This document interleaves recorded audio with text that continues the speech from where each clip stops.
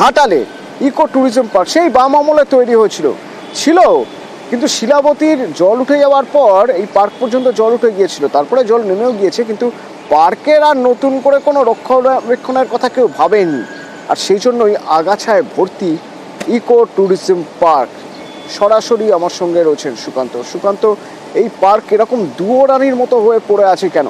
ঘাটাল শহরে কি অন্য কোনো পার্ক রয়েছে ঠিক এরকমই, সেখানে মানুষ চান?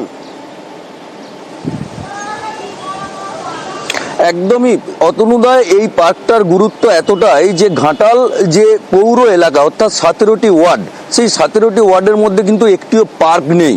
তারপর শুধু তাই নয়, ঘাটাল ব্লকেও কিন্তু কোনো পার্ক নেই। একটি মাত্র এই park Ghatal eco tourism park, যে পার্ক কিন্তু রক্ষণাবেক্ষণের দায়িত্বে আছে ঘাটাল পঞ্চায়েত সমিতি।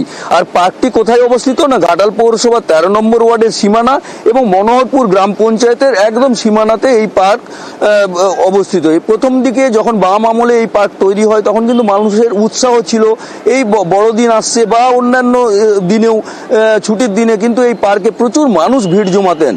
কিন্তু এখন আর মানুষ বেশি এই পার্কের দিকে যাচ্ছেন না। কেন না, পার্কের কিন্তু আগাছায় ভরে রয়েছে। শুধু তাই নয়, পার্কের যে বোটিং এর ব্যবস্থা ছিল সেই বোটিং এর ব্যবস্থা কিন্তু পুরোপুরি বেহাল, বোট সব ভেঙে পড়ে রয়েছে।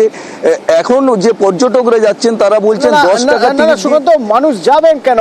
আগাছা ভর্তি, সাপ খোপের বাসা, বোটিংও হয় না, তাহলে আর মানুষ এখানে যাবেন কেন? 10 টাকা করে টিকিট নিচ্ছে, আর এখানে তেমন কিছুই নয়, বনের ভাতারে ভর্তি, বাচ্চারা কেউ খেলাধুলো করতে পারছে না। সামনে 25শে ডিসেম্বর আসছে, যদি ভালো পরিষ্কার করা হয় তাহলে ভালো হয়। পার্কে বন জঙ্গলে ভর্তি, একটু পার্কটা পরিষ্কার করলে ভালো হয়। পিকনিক করার মতো পরিবেশ আছে, কিন্তু একটু পরিষ্কার হলে ভালো লাগবে দেখতে। অভিযোগটা অনেকটাই সত্য। আমরা দীর্ঘ কয়েক বছর ধরে লেগে আছি, কোনোভাবেই অর্থ বরাদ্দ হচ্ছে না। যদি না অর্থ বরাদ্দ হয় এই পার্টির ভগ্নপ্রায় অবস্থা আমরা কোনো মতেই ভালো অবস্থায় নিয়ে যেতে পারছি না। আগাছা হয়ে আছে চারদিকে, এটা ভিত্তিহীন। আমরা বড়দিনের আগেই এটা পরিষ্কার করে দিই, প্রত্যেক বছরই বড়দিনের আগে এই পার্কটা একেবারে পর্যটকদের উপযোগী আমরা করে দেবো।